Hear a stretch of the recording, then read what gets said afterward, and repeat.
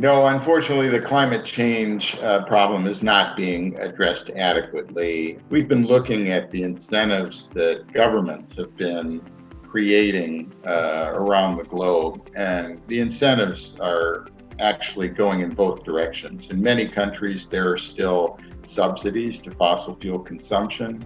There's many countries that have carbon taxes that are much too low. When you look on a globally average basis, the incentive to reduce emissions is today around $12 per ton, which is not nearly enough. The good news, I suppose, is that these incentives are increasing rapidly, and hopefully they will soon get to the appropriate level, which is a much, much stronger incentive. At a minimum, we need incentives around $50 a ton, but probably the optimal incentive would be around $100 a ton. And the reason those numbers are as high as they are is because of the uncertainty about what we face. There's tremendous uncertainty. We're doing an experiment on a very complex planet. We don't know what's going to happen. We have to be prepared for the full range of outcomes.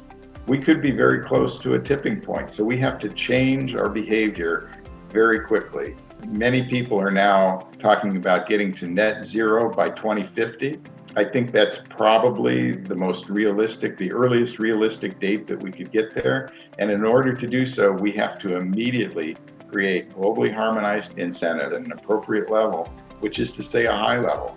And that will change the economy. It'll change the way investment flows. It'll change consumer behavior, investor behavior, asset owner behavior. That's what we need to do. We haven't done it yet. And so today, emissions continuing to rise. They're going in the wrong direction. We haven't even really started. The way I like to say it is we've now seen the danger. It's time to slam on the brakes, but right now our foot is still on the accelerator.